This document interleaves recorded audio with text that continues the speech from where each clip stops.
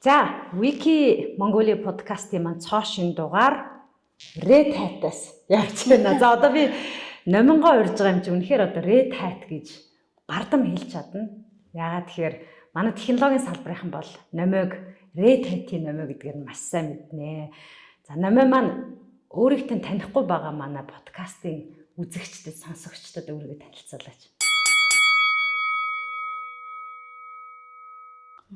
За сайн байцгаана уу, намайг Уган Баярын номин гэдэг. За би мэдээллийн технологийн салбарт 17 дахь жилдээ ажиллаж байгаа инженер хүн байгаа. За Red Hat гэж одоо нэрлэгдэх болсон шалтгаан бол сүүлийн одоо 7 жилийн хугацаанд InfoSoft Active тэгээ өөрийнхөө үүсгэн байгуулсан UPR Consulting компанид ингээд 7 дахь жилдээ Red Hat систем админхаа сургалтыг орж байна. За тэгээд гоё овогтой болсондоо баяртай байна.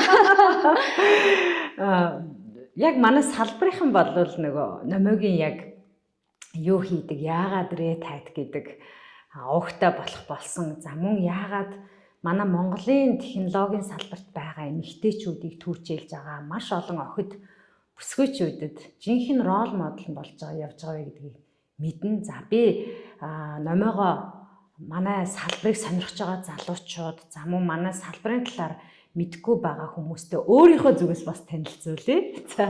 За номоо бол энэ технологийн салбарын ард байгаа систем буюу арга ястай бүтцийг бий болгох ажилд маш том хувь нэмэр оруулсан. За энэ бол зөвхөн Red Hat-аар хязгаарлагдахгүй нээлттэй их гэж нэрлэгддэг гайхамшигтай том гэр бүлийг Монголд төлөөлж ажилладаг. За энэ чиглэлээр үйлчилгээ үзүүлэх, сургалт явуулах эрхийг авсан маш олон талбар дээр Монголд цор ганц гэж нэрлэгдэж байгаа. За маш олон хүмүүсийг энэ салбарт татан оролцуулахад чиглэхэд одоо энэ чиглэлийн ажлыг хийж байгаа цөөхөн хүний нэг. Тэгээд номин маань энэ өөрийнхөө хийж байгаа нээлттэй их гэдэг зүйлийг манай үзэгч, сонсогчдод маш товчоор энгийнээр тайлбарлаж өгч. Нээлттэй их гэж юу юм бэ?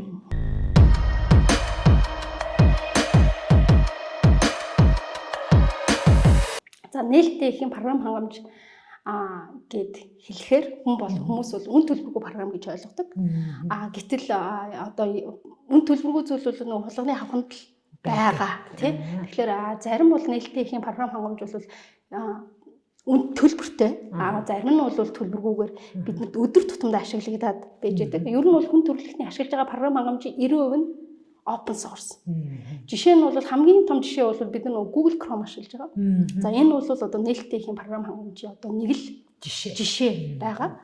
За тэгэхээр ганцхан одоо нөгөө энгийн хэрэглэгч төдийгүй томоохон байгууллага компаниуд бүгдээрээ open source гэдэг технологиг одоо өдөр тутамдаа өссөн үсээг ашиглаж байдаг байх нь. Зарим бас ингээд програм бүтээгчид бол яг одоо нөгөө төлбөртэй програм гэхээсээ илүүтэй бас нөгөө сонирхлын журмаар ингээ хөгжүүлсэн програм хангамжуудаа хүн төрөлхтний одоо зарим нэг одоо хэрэгцээ шаардлаганд бол үн төлбөргүйгээр ашигладаг. За энэ одоо төрлийн одоо бүх програм хангамжийн нэгдлийг нээлттэй их гэж нэрлэдэг байгаа. Тэгэхээр нээлттэй их гэхээр хүн болгон хэрэгжилж болно, үн төлбөргүй гэж бас ойлгож болохгүй байна тийм. За одоо яг систем гэдээ ярихаар би маш энгийн үгээр та бүхэнд хэлэх гэж өөрийнхөө үгээр хэлэх гэж оролдож байна тийм. Одоо би компьютер бодлож авлаа.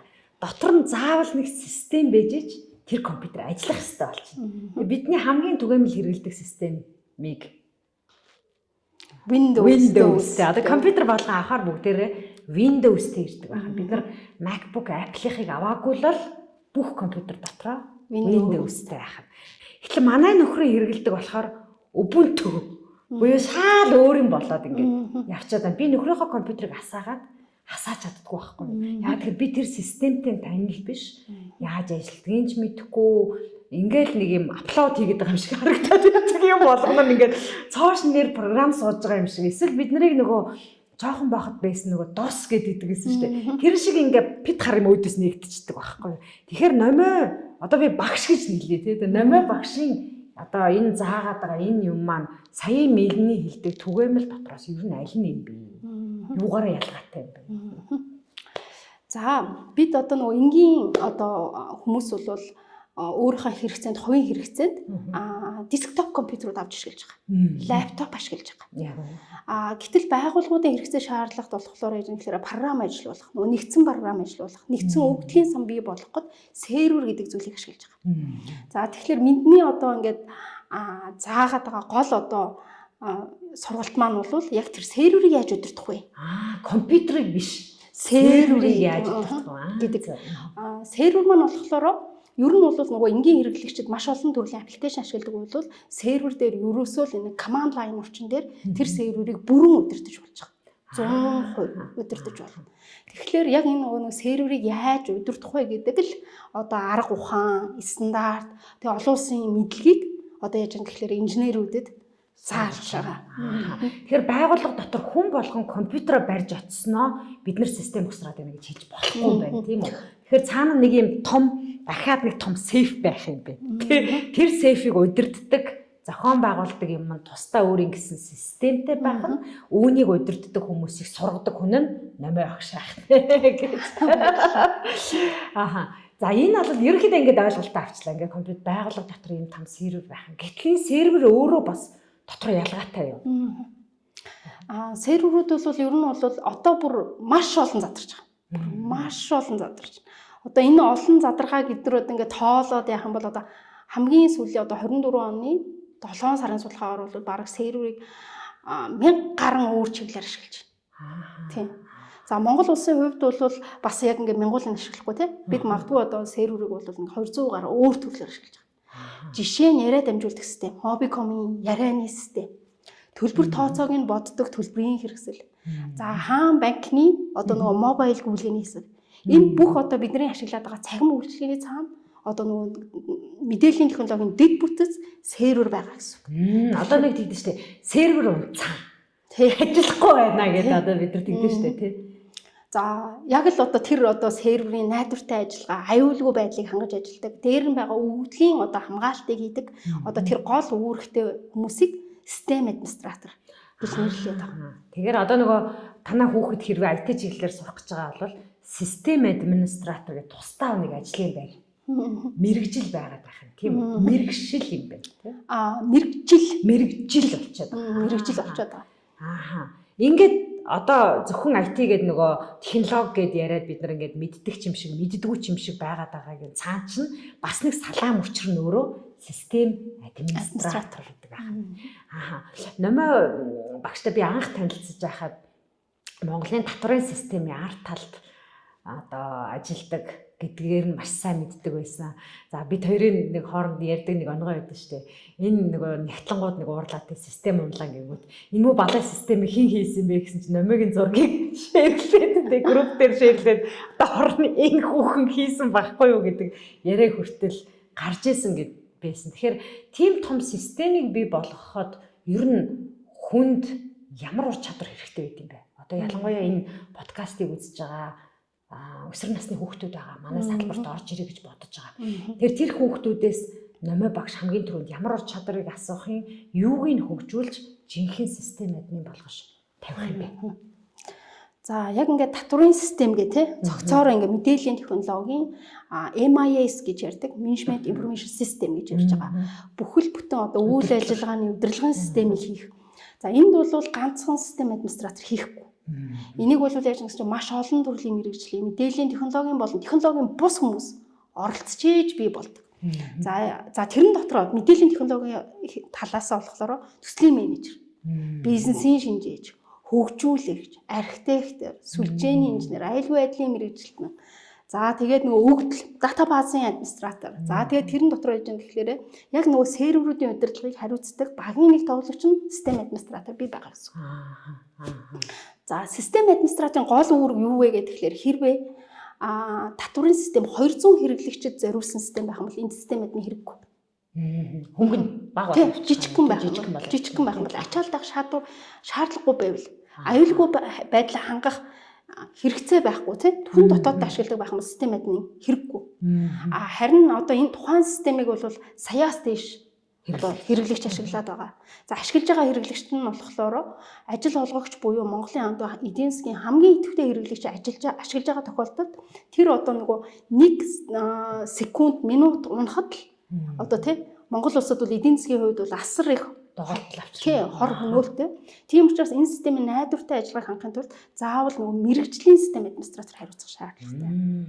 Тэгэхээр нөгөө систем маань нэг гэн сервер дээр зохион магадгүй одоо ингээд 200 хэрэглэгчтэй системийг нэг гэн систем дээр зохион байгуулж болж байгаа бол сая одоо хэрэглэгчтэй системийг магадгүй хоорондоо уялдаа холбоотой 20 систем дээр 20 сервер дээр зохион байгуулах шаардлага гардаг. За энд л одоо жинхэнэ нөгөө профешнл гэдэг мэргэжлийн хүний ур чадвар хэрэгтэй байгаа юм тий. 200 хэрэглэгчтэй серверээ бид нар одоо 5 ширхэг тавьчих юм бол 1000 хүн зэрэг хэрэглэж болох гэдэг. Одоо эсвэл тийм байдлаар ингээд одоо би та нарын нөгөө зургийг хардсан шүү дээ. Нэг юм ингээд хичээл орж явах чинь сонирхолтой ингээд ийм юу шиг пошиг шиг юмнууд ингээд тавьсан байдیں۔ Тэ ингээд ном омон дээр. Тэгээ энийг ингэнгүүтээ энийг холбонгуудаа хойноос нь дахиж ингэж холбоод идэг гэх юм байна тий. Тэгэхээр систем администратор буюу системийн тэр удирдах байгаа хүн нь өөрөө мэргэжлийн байжээж 200 ч байна уу, сая ч байна уу? Тэрийг 20 сая ч байна удирдах ур чадвартай болно гэдэг байгаа юм байна тийм үү?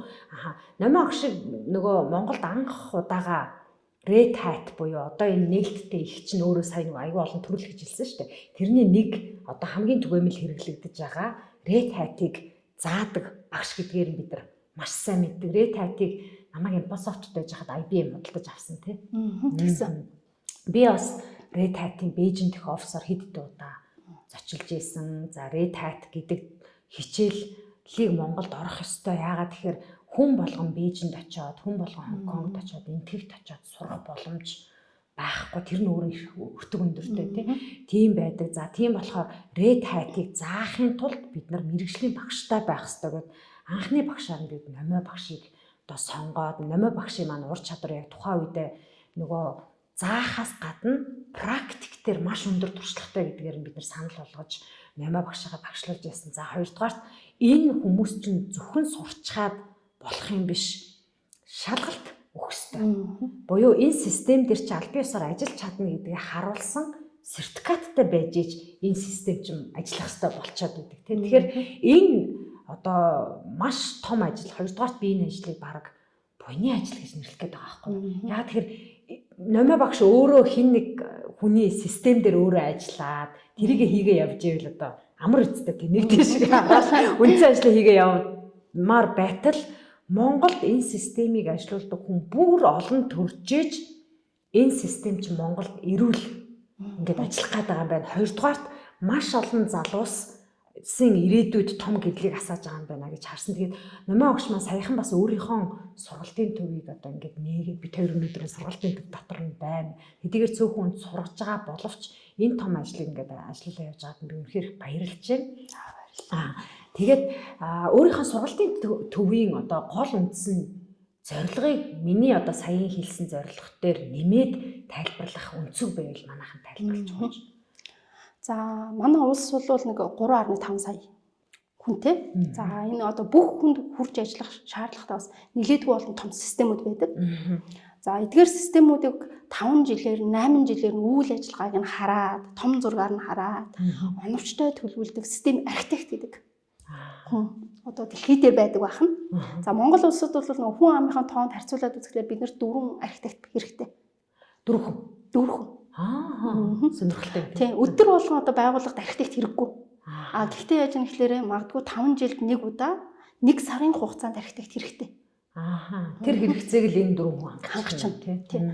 Гэтэл өнөөдрийн байдлаар бол албан ёсны архитекторын сертификаттай яг тэр төвшөнд ажиллаж байгаа инженерүүд бол одоо хараахан төрөөг байгаа тийм.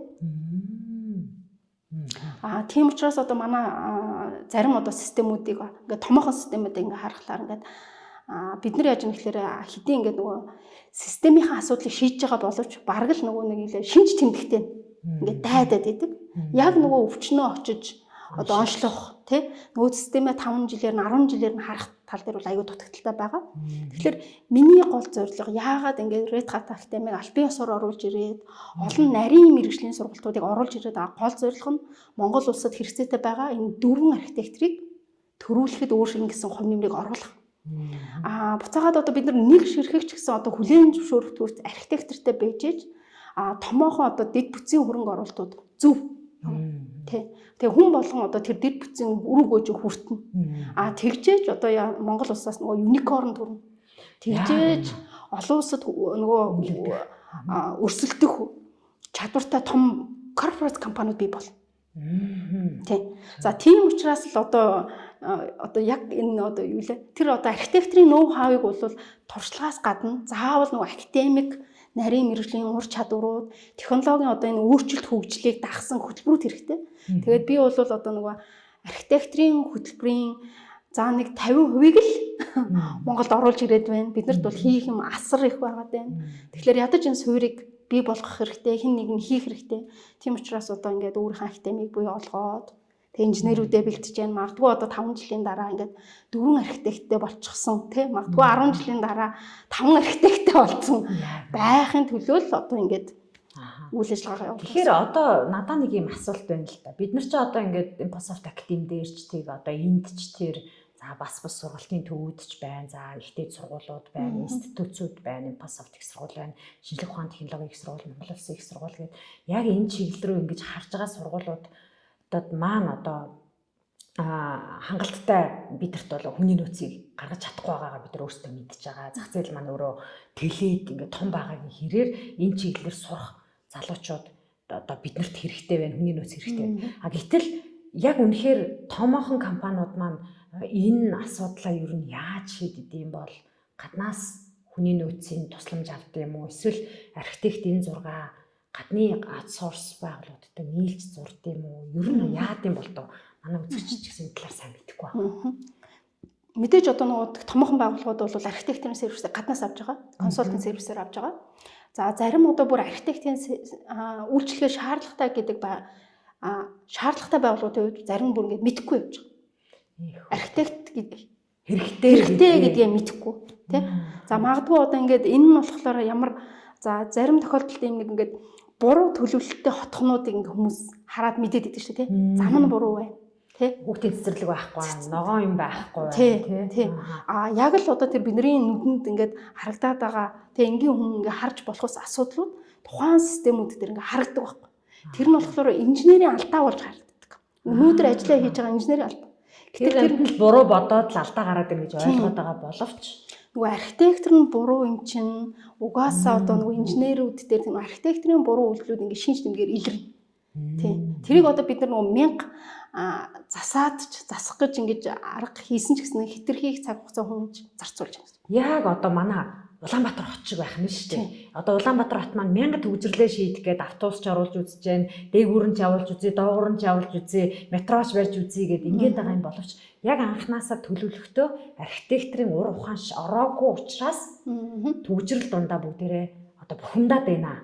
Гэж энэ бол нөгөө байгууллага дотор мэдээллийн технологийн салбар дотор нь бас л яг ингэж шийдэх ёстой том зураг болчиход байна тийм. Одоо бүр яг энэ хэмжээнд нь бодож үзсэн.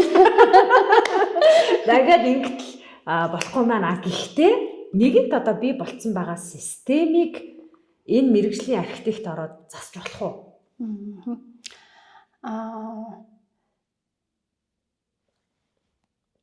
Ер нь бол болно. Гэтэ бас болохгүй. Тийм. Зарим зүйл дээр бол яаж юм гэхээр нэгэнт ингээ бий болцсон тийм. Нэгэнт бий болцсон систем дээр бол мэдээж одоо бид нар одоо нөгөө юу юм. Энэ одоо ингээ өнгөрсөн гэдэг ингээ орхиж болохгүй. Тэгэхээр яаж юм бэ? Баг багаар айж байжгаар засаад явна. Бүхэл мэдээллийн технологи бол өөр ингэсэн настай байдаг. Хамгийн одоо урт насжилттай систем бол 8 жил байгаа. Тэгэхээр бид яах вэ гэхээр өнөөдөр бол яаж нэг хэдий хоцорсон ч гэсэн архитекттэй аваад энэ системийг яаж энэ одоо үлдсэн хугацаанд нь найдвартай ажиллуулах вэ? Яаж өгөгдлөө хамгаалах вэ? Дараагийн одоо систем дээр энэ алдаагаа хэрхэн яаж давтахгүй байх вэ гэдэг дээр хийх ажлууд бол байгууллагуудад байсаар л байгаа гэсэн үг. За тэгэхээр бид нар бол зүгээр шууд ингээд архитект тавина гэдэг нь би баг ингээд 5 10 жилийн дараах одоо мөрөөдөл төлөвөөгөө шууд ингээд авчаа тавьчихж байгаа. Өнөөдөр бид нар шууд ингээд архитект бий болгож чадахгүй юм чинь ядаж ингээд хамгийн сүүрээс нь анхан шатнаас нь дунд шатнаас нь агшсан түвшний инженерийн сургалтуудаар л дамжуулагдаад инженерүүдэд тасралтгүй шатахжуулж ээж л өнөөдөр нөгөө инженерүүд архитектийн түвшинд очино. Тэгэхээр бид одоо нөгөө ингээд одоо нөгөө бүх одоо дөрвөн шатны тий Linux-ийн хувьд бол бүр дөрвөн шаттай сургалтыг ингээд зохион байгуулж байгаа.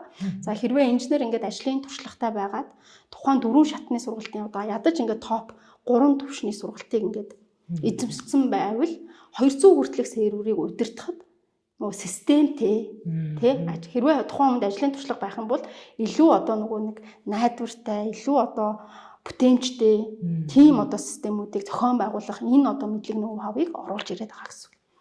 Тэгэхээр номын огшин зааж байгаа саяын дурдсан Red Hat, Linux одоо бид нар Linux гэж ярьдаг тий иймэрхүү нээлттэй хийн сургалтанд ямар хүмүүс ирж сурах ёстой юм бэ? Ямар хүмүүс сурвал илүү тухайн байгууллагт үн цэнтэй тэр мэдлэг ноу хав нь очиод тэр байгууллагын систем дээр үр ашиг авах юм бэ. За биднэрт бол бүр энгийн одоо мэдээлэл технологийн салбарт ажилладаг бүх хүн зориулсан. Магадгүй одоо мэдээллийн технологиг сонирхдаг одоо оюутан залуучуудад 14-өөс дээш насны бүх хүмүүс зориулсан одоо бүр анхан шатны хөтөлбөр байна. За тэгжээж одоо нөгөө хүмүүс чинь тодорхой хэмжээнд энэ системийн талаар ойлголттой болдог байна. Ганцхан одоо нөгөө инженер бүгдийг мэдээд асуудал шийднэ гэвэл хэцүү. Тэгэхээр бид нар удирдлагуудад одоо мэдээлэл технологийн бусад баг хамт олон гишүүдтэй нөгөө асуудлуудаа ойлгуулах хэрэгтэй тийм ойлгуулах хэрэгтэй байгаа. За ийм төрлийн сургалт бидэнд байгаа. За үүнээс гадна дөнгөж ажлын байран дээр гараад явж байгаа инженерүүдэд зориулсан клауд технологи, автоматжуулалт, макросервисийн одоо удирдлага, Linux-ийн хөтөлбөрүүд бас байгаа. За хамгийн одоо сүүлд нь тийм хамгийн одоо юу нь одоо нөгөө гол одоо зорилттой нөгөө архитектур руу явж байгаа сургалтын дээр бид нэр Linux-ийн топ төвшний одоо Ansible болон сүлжээ болон системийн удирдлагын бас сургалт байгаад байгаа. Одоо жишээлбэл хэдүүлээ эмчээр авч үзье. Эмч болохын тулд хүн эхлээд хим биологтой сонирхолтой байх хэрэгтэй. Үнэхээр энэ хүнийг эмчлэхийн сан буюу их эмч болоод одоо олон хүний амийг аврах юмсан гэдэг нэг архитект төвшөндөө эхлээд өөрийгөө төсөөлөх нь шүү дээ тий. Энийг архитект болох нь.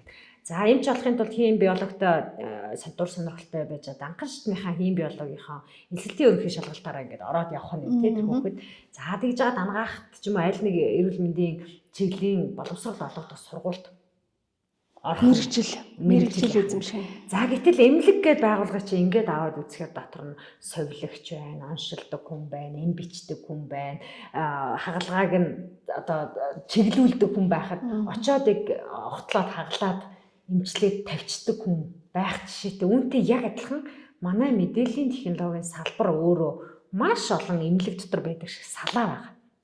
Тийм үү? За ингээд эмнэлгээр аваад үзэх юм бол манай номой багшийн ярьж байгаа энэ архитект систем гэдэг нь яг аль нь бэ?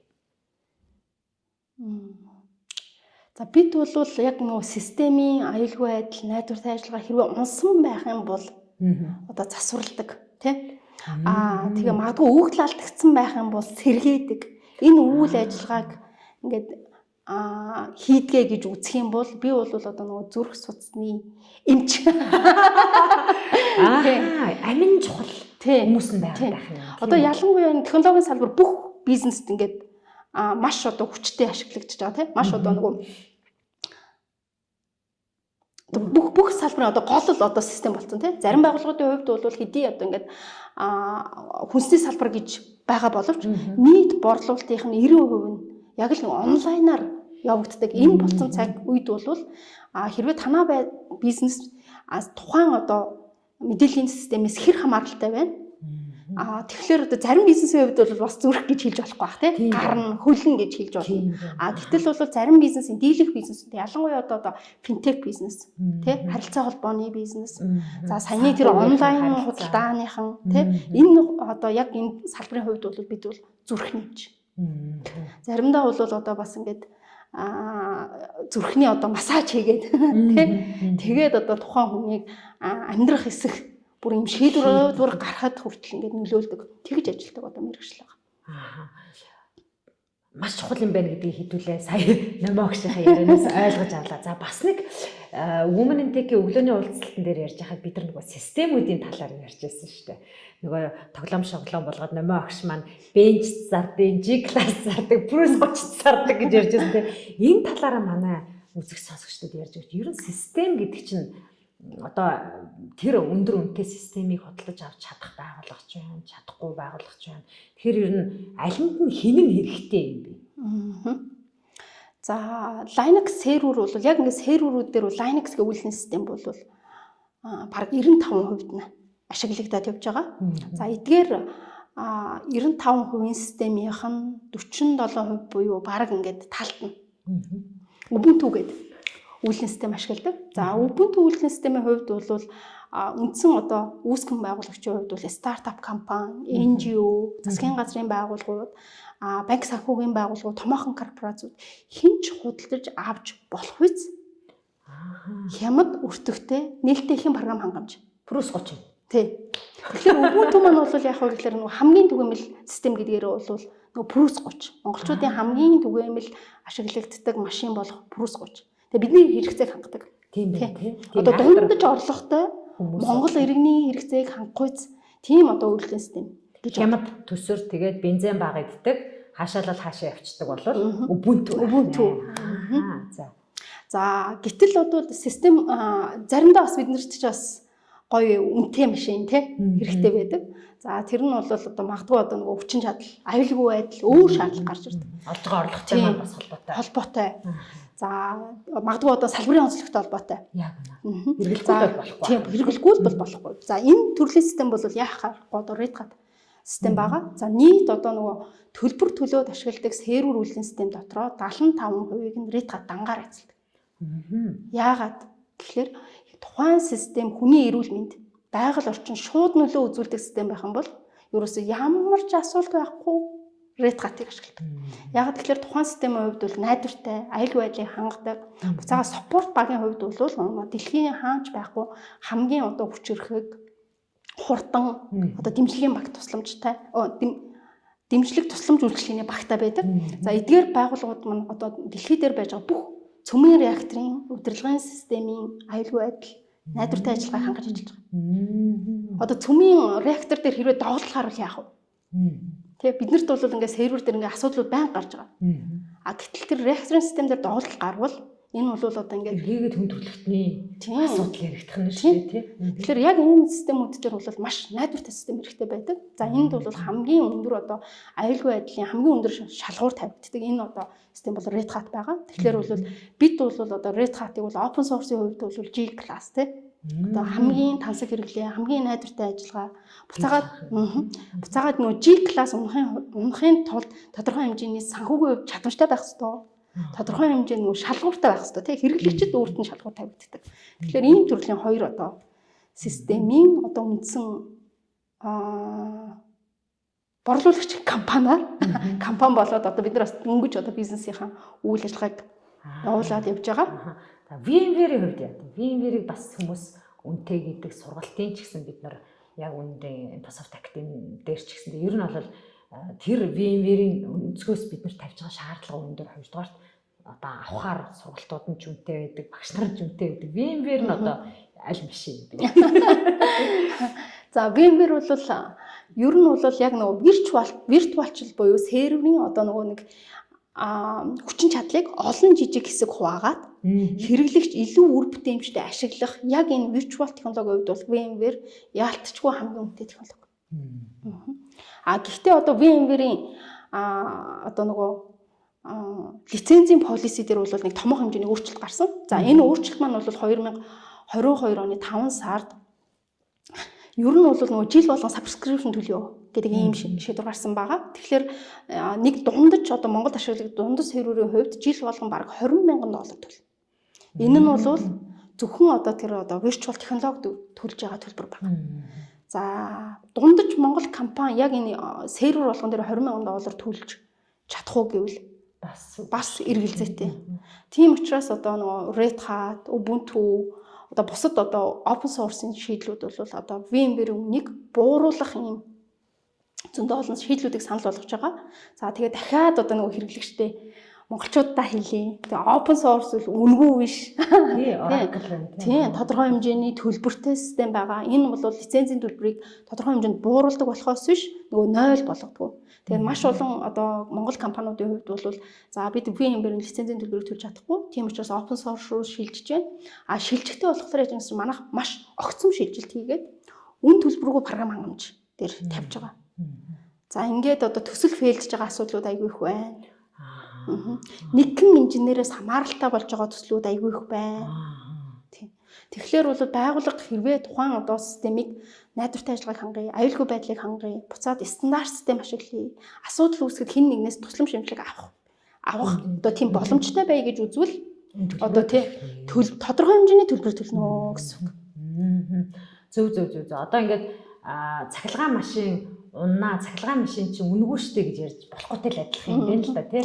Цахилгаан машиныг ингээд бид нар арзетхэн залгаад цэнгэлжээ, унчаач, хямдхан штэ гэж байгаа боловч цаана цахилгааны үн төлж байгаатай ялгаагүй юм байна тий. Систем үн төлбөргүй авна гэдэг яриа бол энэ харуудаг байхгүй юм байна. Систем өөрөө дотроо үнэтэйгч авч болох юм байна, хямдынч авч болох юм байна. Эсвэл бүр одоо галзуу тансгийг аваад үнэхээр одоо бүх мэдээллийг одоо хадгалаад аюулгүй ажиллагаагаа хангаад явъя гэж бас болох юм байна тийм үү. Надад бас нэг намаа огшоос нэг асуумар зүйл байна л да. Одоо ингээл бид нар Монгол хүмүүсийн одоо дата алдагдлаа, бид нар аюулгүй байдлаа хангаж ажиллаж чадахгүй байна гэл нэг муу байгууллагыг буруутгах юм, за эсвэл бодлогоо буруутгах юм. Энэ дээр ер нь намаа огш юу гэж боддог вэ? Ер нь яаж ажиллавал бид нар аль талдаа хэрэглэгчээж гомдоохгүй байгуулга маань ч ивгүй байдалд орохгүй нэг хідэн IT-гаа ч гэсэн амар тавиа ажлыг хийх ёстой юм бэ. Юу гэж бодож байна гэдэг. За нөгөө асуудалгүй амьдрж байгаа тохиолдолд асуудал байнга байна. Тэгэхээр би бол яг систем бүр доголдохгүй байх. Өгдөл алдагдахгүй байх гэдэг энэ зүйл бол яаж юм гэхээр хизээч байхгүй болохгүй. Facebook ч гэсэн доголддог шүү дээ. Доголддог. Facebook доголддог, Microsoft ч доголддог, тэд бас датагаа алддаг. Гэхдээ бид яаж энэ хохирлыг хамгийн бага түвшинд авчих юм бэ? Гэдэг чиглэлээр удирдлагууд, мэрэгчлэлтэнгүүд одоо нэгдсэн юм ойлголттой байх болох хэрэгтэй. Энэ чиглэлээр одоо нөгөө мэдээллийн технологийн одоо нөгөө бодлого, төлөвлөлт маань болохоор яаж юм гэсэн чинь байгууллагынхаа үндсэн төлөвлөгөөтэй ингээд хамт цугтаа явж явах хэвээр. Тэгэхээр байгууллагууд маань консалтинг үйлчилгээ, зөвлөх үйлчилгээ. Магадгүй одоо томоохон байгууллагуудын хувьд бол нөө C-level дээр захирлуудыг оруулж ажиллах. Мэргэжлийн хүмүүсийн үгийг сонсох. Тэгээд ганцхан одоо системтэй болохоос гадна системийн аюулгүй байдлыг яаж авах юм. Бид одоо нэг бүгдээр Windows үйлдвэрлэлийн систем дээр төлбөр төлөөд ашиглаж байгаа. Тийм 360 Office дээр төлбөр төлөөд ашиглаж байгаа. Тэгвэл бүх харилцагчийнхаа датаг агуулад байгаа сервер дээр хэдэн төгрөгийн лицензийн төлбөр төлж байгаа вэ? Тэр луг нэг эргээд хараач. Хэрвээ үйлдвэрлэлийн систем дээр одоо тэг төгрөг тавиад явж байгаа байгууллагын хувьд магадгүй одоо дараагийн гээс танах шүү. Бодооч тийм. Юу төсөв гэж байдаг бол энэ дээрээ бас мөнгө төлөөч. Битгий хідэн IT-гийнхаа хүмүүсийг ажлаа муу хийлээ гэж загнаад байгаа чи. Энд чинь зөвхөн тэдний ур чадвартай холбоотой асуудал биш байх юм. Яг үнэ. Би бүр энийг бүр олон хүнд хэлхийнсэн гэж боддоо. Одоо бид нар ингээл крактаал юм уу компьютер ажиллаж байгаа юм шигээр ботож бас болохгүй байх юм чинь бүхэл бүтэн цаана систем явж идэм байна гэх тийм болохоор л энэ олон сургалтын төвөд одоо үргэлж хүмүүсээ сургаж явах хэрэгтэй. Эргээд бид нар өмнө би бас Microsoft ажилладаг байхад байгууллагын удирдлагаас асуудаг гэсэн байхгүй. Та нар хүмүүсээ сургах дээр хэдэн төгрөг тавьсан бэ? Энэ нэг бид нар нэг амар үйл ажиллагаагаа бүрэн явуулаад тэднээс мөнгө авах гэдэг байгаа гол нь биш. Энэ үйл ажиллагаа чинь тэнцвэртэй, тогтвортой явахын тулд хүмүүс чинь ямар эрсдэл учрах вэ гэдгийг мэддэг байх хэрэгтэй. Түүнээс хамгаалдаг байх хэрэгтэй. Тэгээ ингэж байж л байгуулах чинь явна шүү дээ гэж энэ үгийг гомон олон хүн ойлгох гэж явдаг байсан. Тэгээд ингээл дараа нэг 2 жил мөлийн дараа харж байхад нөгөө байгууллагт асуудал үүсчтэй гэж харж байхад би бодож ирсэн. Тэр хэлээгүй юу? Дотор нь байгаа хүнээ үргэлжил цэнэглэж сургаж байхгүй болвол энэ систем гэдэг сая номоо багш хэлдгээр хамгийн удаандаа 8 жил л байтэн шүү дээ. Тэрнээс цаашаа ингээд өөртөө апдейт хийгээд хөгжөөд явна. Тухайн систем апдейт хийгээд хөгжөөд явж гин гэдэг бол тэнд байгаа хүн хөгжөхөөсөө аргагүй. Тийм нөхцөл байдал бий болчиход байгаа маа. Гэтэл яг тухайн үед бид нар нэг амар мэдээллийн технологи гэдэг нэг ярьдгүй байсан чи одоо бүр алхам тутамдаа тий зүгээр жижигхэн хүргэлтийн одоо хүргэлт явуулах ихтэл цаана систем ажиллахгүй болохгүй тийм цаг үе ирчээд энэ ковидын дараагаар тийм үү. Сайн номоо багш маань өөрийнхөө зөвхөн сургалт гэдэг талаас нь алсын хараагаа хэллээ шүү дээ. Би нэг юм 4-5 архит мундаг архитектийг би болгочвол миний одоо гол зорилго орших гээд байна гэж. Юуг нь юу гэж харж байна. Одоо жишээлбэл манай Монгол улс маань нэг 5-10 жилдээ нэг ингэчүүлэл яг ингэх гээд байна да гэдэг бодлоо бидэнтэй хуваалцаач. За энд бол нөгөө нэг аюулгүй олон хиймээр. Аюулгүй олон юм бодоод ингэвс зөндөл олон юм ярих гэдэг. Яг технологийн салбар дээр бол бид бол яалтчгүй одоо нөгөө том тоглогчдын одоо нөгөө юунд байгаа хавчуурганд тий ингээ байгаа. Тэгэхээр бол маш ухаалгаар одоо технологийн салбар дээр одоо мэрэгжил эзэмшиж байгаа, аль хэзээ мэрэгжлээ эзэмссэн байгаа. Одоо тодорхой хэмжээний ажлын туршлагатай байгаа нэг ч хүн болгоны бүтээмжийг нэмэгдүүлэх вэ гэдэг дээр бол хамтарч ажиллах хэрэгтэй байна. Одоо өмнө нь бол олон технологийн инженерүүтэй болъё гэдэг ингээд ярианууд угаасаа олон улсад маш олон одоо жил явагдсан. Одоо бол яаж ингэсэн чинь яаж инженер болгоныхоо ур чадварыг илүү бүтээмжтэй болохгүй, яаж үйл ажиллагааг нь илүү хэлбэршүүлэх вэ? Одоо байгууллагын үйл ажиллагааг автоматжуулахаас гадна инженерийн өдөр тутамдаа хийдэг үйл ажиллагааг яаж автоматжуулах? Яаж илүү бүтээмжтэй болохгүй гэдэг чиглэл рүү аягүй их явдаг болсон. Тэгэхээр одоо би ингээд Red Hat-ыг 7 дахь жилдээ зааж байна. За 7 дахь жилдээ заахад бол энэ хөтөлбөр маань бол 3 удаа шинжлэхлээ. Одоо ингээд өнгөрсөн 2017 онд заадаг байсан хөтөлбөр 2024 онд заадаг байсан хөтөлбөр хоорондоо 30% ялгаатай. Энд бол технологи асар хурдтай өөрчлөгдөж байна. Буцаагаад яаж гэсэн чинь нөгөө хүний хөгжлийг энэ хөтөлбөр ингээд дотроо шингээсэн байт. Зарим нэг талаараа яаж гэсэн чинь мэрэгжлийн ёс зүй. Яаж өөрийнхөө үйл ажиллагааг илүү бүтээмжтэй болгох юм? Яаж автоматжуулах юм? Яаж дараагийн шатнд гарах тэр нөгөө нэг том зургаар нь харах гэдэг байгаа шүү дээ, тийм. Тэр бол нөгөө нэг өдрөл шууд ингээд таргет ирдэггүй. Гэхдээ яаж юм гэхлээр би ингээд нөгөө заах болгондоо улам илүү ойлгоно гэдэг шиг тийм өөрөө бас суралцаад явж байгаа шүү дээ. Яг энэ системтэйгээр энэ хүмүүсийг ингэж бэлддэм байх. Энэ хөтөлбөр бол яалтчгүй нэг олон улсад хөтөлбөрийн зөвшөөрөх хөтөлбөр юм байна гэдэг ингээд дахин заах болгондоо мэдэрч байгаа гэсэн. За бас нэг зүйлийг бас ингээд нөгөө нэмээд ингээд хэлчмээр санагдчихж байгаа. Ер нь бол нөгөө нээлттэйхэн програм хангамжууд үн төлбөргүй байдаг. Монголчууд бид шууд ингээд татаж аваад ашигладаг. За энэ дээр бол татаж аваад нөгөө бидний нөгөө уншдаггүй нэг агримент гэж зүйл идэг. Чагтлал даунлоод хийгээд авчдаг. За тухайн агримент дээр буюу яг үнэгүй ингээд үйлдвэрлэлийн системүүд дээр бол тухайн системийг хөгжүүлэлтийн журмаар туршилтын орчинд тий магадгүй одоо байгууллагын дотоод хэрэгцээнд ашиглаарай гэд өгөөд битцсэн байдаг. Одоо нөгөө агримент байгаа шүү дээ тий customer agreement байгаа. Гэтэл бид энэ системийг нь туршилтын журмаар ашиглаарай гэдэг системийг нь байгууллагынхаа үндсэн систем болгоод тавьчихдаг. Энэ дээр бол яаж нэхэ хэрвээ танай байгууллагад үндсэн систем дээр тоглолт гарвал одоо ямар ч вендор хариуцлага хүлээхгүй байна. Төлбөртэй төлбөргүй хоёр системийн гол ялгаа тэнд байгаа гэсэн. Яа төлбөрөө төлөөд үндсэн системээ болгоорой гэдэг юм ин бид нар нээлттэй их юм чинь үгүй байна гэх юм тийм үү. Нээлттэй их гэдэг үгэндээ л учир байгаад байгаа. Бай тэ нээлттэй их гэнгүүт open source гэнгүүт би хөгжүүлээд аваад явж болох юм байна гэж ойлгоод байгаа боловч уучлаарай үнэхээр хөгжүүлээд цаашаа үндсэн систем болох гэж байгаа бол төлбөрөө төлөөрэй л гэдэг л зарчим. Ерөөсөө л угаасаар ийм шүү дээ. Тий одоо жишээлбэл хэдүүлээ хамгийн наазахын бид нар өдөр тутамдаа хэрэглэдэг canva.com-оор хэрэглэж авч үзье.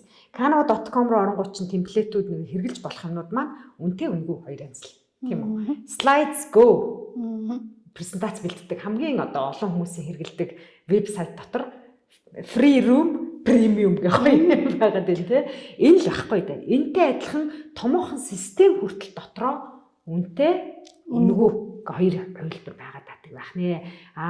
Тэгтэл одоо бид нар удирдлагын төвшөнд нэг компани захирал байгаад нэг 3 IT одоо систем хариуцж байгаа хүн, аюулгүй байдал хариуцж байгаа хүн, өвдөл хариуцж байгаа хүн 3 ажил авчингуудаа нөгөө 3-ыг за ажиллаа хий гингүүтээ нөгөө 3 нь ингээд данс тооцоо төсөв бариад оронгууд уралдаг байхгүй юу. Хүүшээ та нар чи ийм юм зохицуулж чаддгүй юм уу? За дахиад нөгөөгүй эн чинь үнэтэй байд юм аа гингүүт би чамд салиу гэж байгаа шүү дээ. Эхэлдэг юм уу? Одоо манай нөгөө цөөн байгуул хүнтэй IT-ийн хүмүүсийн зовлон энэ аахгүй юу? Тэгэхээр энэ бол ерөөсө танаа IT-гийнхний ур чадвартай холбоотой асуудал огтоосоо биш юм бэ. Өөрхөн энэ компани чинь том болно. Манай хастаа нэраа Монголд number 1 болно гэж 10 хүнтэй компани байгуулж байгаа хэрнээ. Тэ? Гэтэл үнэхээр Монголд number 1 одоо тийм чиглэлийн компани болно гэдэг үг чинь IT-ийн ажилтны чинь толгойд уг нь орцсон байхгүй юу? А энэ number 1 болох гээд байгаа юм бол энэ компани маань нэг 2 жилийн дотор 200 хүнтэй болох юм байна. А хийж байгаа үйл ажиллагаа нь Монголын 10,000 хүнд хүрэх юм байна гэдгийг ойлгоцсон IT-ийн хүн бол танд төсөв бариад орох нь гарцаагүй болцоод байна тийм үү? Энд чинээс новин багш сургаал явуулаад байна шүү дээ. За одоо ийм байх шүү гэж очисон чинь очоод яг байгууллагын хэмжээнд орохороо ийм зүйл төр болоод ундгийг бид нар маш олон юм дарсан. Сая номын багш хальт дурдаад өнгөрсөн. Төслүүд унаад төслүүд бүтэлгүй болдгийн шалтгааны нэг чинь энэ шүү гэж хальт хэлсэн тийм. Стартапууд ундгийн шалтгаан чи ердөө энэ шүү гэж. За одоо номын үе дээр нийлээд нэг юм хөөрхөн аппликейшн ингээд зохиочлоо тий. Айгүй гоё аппликейшн зохиогоол хоёлаа стартап болноо. Энэ тэндээс нэг $5,000 грант авчлаа гэж бодъё.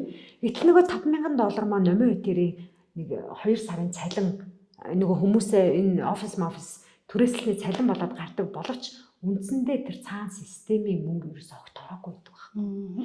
За гэтэл цаашаа нөгөө стартап маань хөөх нь 200 subscriptionтэй болчлоо тий. Тэгээ ингээд цаашаа явах гэсэн чинь бид хоёр дахиад 200-400 болгонгууд сард бид хоёроос гарах зардал маань $5,000 байлаа гэж бодоход бид хоёр тэр $5,000-ыг олж чадахгүй бол бид хоёрын бодсон стартап унах байхгүй юу? А унаад байгаагийн шалтгаан чинь бид хоёр нэг муудаа биш. Нөгөө гарах ёстой зардлууд маань гарах ёстойгийн нэг зардал маань системийн зардал байдаг шүү гэдэг стартап хийж байгаа залуучууд аюу сайн ойлгоорой гэх гээд байгаамаа тий. За өөр Red Hat дээр эсвэл саяын CMC дээр нэмагш юм хэлэх юм. За сая би бас нөгөө архитект 4 ширхэг хэрэгтэй гэдэг хэлсэн. 4 хүн хэрэгтэй юм байна. За өнөөдөр Монгол улсад 4 ширхэг архитект байсан ч бүх байгууллагад хүрч ажиллаж чадахгүй. Боломжгүй. Тэгэхээр нөгөө серверийн одоо лицензийн төлбөр гэдээ ярьдаг тий. Энд болохоор найдвартай систем 50,000 одоо Red Hat дээр бол 50,000 пакэжийг бид нар аюулгүй байдал найдвартай ажиллагааны туршаа та бүхэн санал болгож байгаа. Бид нар 2500 одоо инженерийн баг та бүхэнд 24/7 саппорт үйлчилгээ үзүүлье. Системийн доголдол гаргал. Урьдчилан сэргийлэхийн тулд системийн одоо нөгөө тохиргоо зөв байна уу үгүй байна уу анализ хийж өгье. Энэ бүх зүйл чинь одоо нийлээд жилийн subscription энэ шүү гэдэг ийм одоо төлбөр тавьдаг. За энэ дотор болохоор одоо нөгөө байгууллага болгон тий дэлхийн энэ болохоор Монгол улсын асуудал биш. Дэлхийн нийтээр ерөөсөө зарим одоо магадгүй нэг өдөр 2 өдөр бидэрт архитект хэрэгтэй. Бусад үед хэрэггүй тий. А яг энэ хэрэгцээг ямар одоо байдлаар хангадаг вэ гэхээр subscription төлсөн системүүд дээрээ консалтинг үйлчилгээгээ нөгөө subscription төлбөр дотор авдаг. Тэгэхээр нөгөө дэлхийн хамгийн ур чадвартай хүн магадгүй манай систем дээр орж ирээд нэгэн цаг ажилласан ч гэсэндээ өөрийнхөө хамгийн үнэтэй зөвлөгөөг өгдөг. Бидний нөгөө харж чадахгүй байгаа алдааг олж хардаг. Системүүдийн маань одоо нөгөө буруу тохироог засаад өгдөг. Яг энэ үйлчлэл болохоор энэ дотроо хамт байгаа. Тэгэхээр бид нар зөвхөн тэдний системийг хэрэглээд байгаа юм биш ахна. Тэр мэрэгчлэтнүүдийн ур чадварыг бас хүртэх эрхтэй байх нь. Тэрийг мэдэхгүй шүү дээ. Тэр чинь нөгөө IT-ийн хүн чинь захиралдаа тайлбарлаж чадахгүй байхгүй юу? Зүгээр л нэг хүний системийг хэрэглэснийхаа төлөө нэг юм эргэсний төлөө мөнгө төлөх гээд ийн гэж ойлгуудаад байгаа болохоор захирал үнэтэй санагдах нь аргагүй байхгүй юу тэр чинь. Тийм үстэй тий? Одоо ойлгосон биз? Одоо subscription төлбөрийн цаана ямар төлбөрүүд, ямар үйлчилгээнүүд явдаг вэ? Уг нь энэ чинь agreement дотроо байгаа тий? Бидний нөгөө чагтлаад байгаа юм дотор чинь байгаад байгаа байхгүй яаж мэдэх вэ? Тэр нь ингээд 7 уудас байгаа учраас тэгээд нөгөө нэг консалтинг сервис гэдэг үг нь улаанаар тэмдэглэгдээгүй байгаа учраас бид нар тэрийг ингээд нөгөө ялгаж харж чадахгүй байгаа байхгүй. Тэгээ ер нь бол одоо нөгөө үнэгүй ашиглаж байгаа системүүд маань магадгүй ингээд 5 уудас, үнэтэй ашиглаж байгаа системүүд маань 7 уудас яг л ижилхэн нөгөө цагаан дээр хараар бичсэн агремент өгчдөг. Тэгээ бид ижилхэн гэж ойлгоод байдаг. Яг цаанаа бол одоо маш том нөгөө экосистемийн дэмжлэг орж ирдэг. Ноу хау, консалтинг сервис, спорт үйлчилгээ. За тэгээд систем анализ хийн, аюулгүй байдлын стандартыг нэвтрүүлнэ. Энэ бол одоо яг нэг мэрэгчлэн хүний хувьд бол одоо нөгөө серверийн лицензийн зардал бол айгүй боломжийн хямдхан тийм санагддаг. Буцаагаад нөгөө нэг тэрийг нөгөө мэдхгүй хүний хувьд энэ чинь нөгөө нэг маш үнэтэй. Одоо жишээлбэл зүгээр энгийн жишээн дээр яриа л да. Ингэдэг байхгүй юу? Хүш нэг айтайхан веб хийгээд өгтөө байна. Дүү бол байна. Болохгүй бол над веб чи би ч гэсэн хийгээд өгч чинь WordPress руу ороод та hello world лалаа хийгээд өгч. Гэтэл энэ чинь цааш нь бүтэн ингээд 12 сарын турш тэр вебсайтыг идэвхтэй авч явах, мэдээлэл нэмэх, янз бүрийн одоо плагинууд, янз бүрийн гой ядаж мэдээлэл аюулгүй байдлыг хангах тал дээр хин гэдэг дүү үргэлжлүүлээд авч явах гэдэг асуудал чинь болох гээд байгаа байхгүй юу. За тэгэнгүүт би хамаагүй ингээд ямар ч хамаагүй вебсайт хийгээд өгчтэн. За өгөнгүүтээ хойноос нь ингэдэг байхгүй юу. Энэ вебсайтын ментенс үйлчилгээг сар бүр хариуцж яхахын тулд та нар сар болгон манай дүү 500,000 төгрөг өгч чадах уу гэж асуунгууд ямар сони юм бэ? Юу хийх гээд байгаа юм бэ гэдэг байхгүй юу. Юу ч хийхгүй байж болно. Гэхдээ тэр амьд явах гэсэн тийм. Яг тэрнтэй адилхан тийм. Тэгэхээр ямар нэг технологийн дэмжлэг, технологийн шийдэл хүнээс асууж байгаа бол зөрүүлээд ирж байгаа үнийн санал дотор ийм уг нь бид нар айгүй тодорхой бичээд өгдөг тийм. Ингээд ментенс үйлчилгээ чи юм байдаг шүү. Саяын зүгээр энгийн вебсайтын жишээгээр авч үзэхэд дотор нь ийм байгаа учраас ийм төлбөр төлж байгаа маа. За надад бас нэг сонирхолтой юм байгаад байна л да. Одоо жишээлбэл бид хоёрын яриад байгаа системүүд дандаа гадны системүүд. Угаасаа үнэтэй. Чин дандаа доллараар бодогдож байгаа. Гэтэл Red Hat ч гэдэг юм уу иймэрхүү байгууллага ер нь бол бүс нутагтаа тохирсон үнийн систем гэж байдгүй. Одоо жишээл би яг Америкт байгаа одоо сарынхын орлого нь сая долларын дотор иргэдэг компанид өгж байгаа системийг аваад байгаа мó. Эсвэл хөөрхийн Монгол хүмүүсийн одоо сарын дундад цалинж бодож авсан системийг аваад байгаа мó. Энд үнийн ялгаа байдгүй. За ер нь бол нөгөө нээлттэй ихийн одоо философи дотор бас нөгөө нэг үндсэн философи дотор нь нөгөө regional өөр үн юусэн байхгүй. Стартап компани байна уу, томоохон enterprise компани байна уу? Одоо нэг л одоо ийм одоо global price үйлчилдэг байгаа. За тэгэхээр бол яг нөгөө Монгол зориулсан тусгай үн гэж бол одоохондоо байхгүй. Буцаад бол одоо нөгөө үйлдвэрлэгчд маань буюу одоо Ubuntu компани, Red Hat компани зүгээс бол бидний санал болгож байгаа үн бол стартап компанич одоо төлж шалах үед хамгийн боломжит үнэ та бүхэн санал болгож байна гэж яадаг байна тийм. Red Hat одоо чинь хамгийн сүүлийн одоо хувилбар болох Red Hat 9-ийн хувьд бол одоо үндсэн их код бол 36 сая мөр кодтай. Энэ код тийм 800,000 хүн цагийн ашиглалтыг даваад ямар ч алдаагүй ажиллаад та бүхний гар дээр очиж байгаа. Тэгэхээр энэ бол үнэхээр одоо нөгөө хэрвээ яг тэрийг ойлгодог хүний хувьд бол энэ бол одоо бас гайхамшигтай хүн төрөлхтний оюуны бүтээл байгаа байхгүй. Яг үнэ. Тэгэхээр энэ оюуны бүтээлийг бүгдээрээ хэрэгэлцгээе. Гэхдээ төлбөртэй. Тийм үү. Эсвэргээрээ би бас ингэж боддtiin. За яг систем болвол нэг тийм ингээл хүн болгон цохоогоол тэр 36 сая мөр кодыг бичээд чадахгүй юм чинь бүр сая хэллээ шүү дээ. Өчнөө олон хүний 800,000 хүн цагийн ажлын хөдөлмөрийг хөлсөн байгаа тийм үү. Гэтэл зарим нэг программыг, зарим нэг бүтээлийг дотооддоо бүтээсэн Монгол хүний уруу хаан шингээд зөвхөн Монголын байгууллагууд ашиглаж яагаад болдгоо болдоо гэж зарим нэг зүйл төр би боддtiin. Энэ тал дээр намайг шамар бодолтой. Зарим нэг тодорхой хэмжээний бүтээлүүд байна. За энэ бол чөлөөтэй байгаа. Одоо нээлттэй ихийн програм хангамж ялангуяа нөгөө DBAM-ийн өвлийн систем байдаг. За энэ системийг бол баг ингээд томоохон технологийн кампус болгон өөрийн гэсэн хувилбарыг гаргаад нөгөө клубийнхаа нэрээр нэрлээд тэгээд одоо нөгөө нэг тухайн бүс нутгийн магадгүй улсынхаа NGO-гүүдэд магадгүй одоо боловсролын салбаруудад магадгүй одоо ингээд сайн дурын байгууллагуудад үн төлбөрийг ашиглуулдаг ийм хувилбарууд бол маш их байдаг. За харамсалтай нь бол бид нар одоо яг ингээд нөгөө бүр ингээд бүтээгдэхүүн хөгжүүлэгч ялангуяа тэр дотроо бол үйлдвэрлэлийн систем хөгжүүлэгч чиглэлээр бол ингээд томоохон одоо нөгөө дөрвтэй клубүүд ажиллаж чадахгүй байгаа тийм. Одоохондоо бол бид одоо нөгөө хэрэглэгчийн зүгээс одоо яг ингээд хүмүүсийн хөгжүүлсэн Ubuntu, Fedora одоо Reta, CentOS гэдэг агуулгын системүүдийг нөгөө хэрэглэгч талаас ашиглаад байгаа гэсэн. Тэгэхээр энэ хэрвээ яг ийм санаачлага байгаад хөгжүүлээд явах хөгжүүлээд ашиглана гэх юм бол тийм нээлттэй бас системүүд байдаг. За тэр бол одоо бидний одоо тийм зэрэг мэдэндээ. Тэгээ тэр бас нэг тийм одоо нөгөө юу биш. Одоо юу гэвэл тийм бас амар бас ажил биш. Яг үнэ. Тэр тийм амархан байдаг гэсэн бол бүгдээрээ л хийгээд хөгжүүлээл аваад явах нь яасан бэ тийм.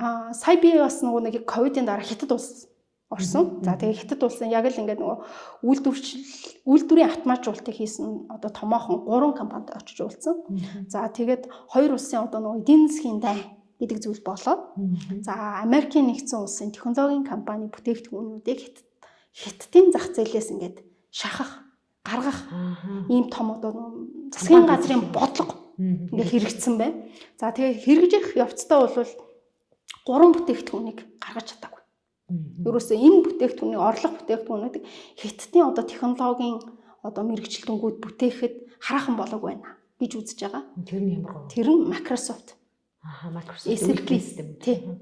Microsoft-ийн одоо 365-ыг орлого бүтээгдэхүүн бол хараахандаа одоо үйлдвэрлэх нөгөө тийм потенциалтай болоогүй байна гэж үзэж байна. За хоёр дахь нь болохоор SAP гэдэг ERP систем. За гурав дахь нь болохоор Red Hat. Яалтчгүй одоо томоохон удирдлагын системүүд бол бүгдээрээ Red Hat гэсэн системийг ашиглахаас өөр аргагүй. Хятад тэгээ өөрийн бол маш олон Linux системтэй. Тэрэн дотроо яг нөгөө үйлдвэрлэлийн автоматжуулалт дээр юу ажиллаж байна? Red Hat-аа л ашиглаж байна. Тийм болохоор одоо Бээжинд байгаа Red Hat-ийн офис шиг би бол үнэхээр нэр технологи компани олон офисаар ажилласан тийм.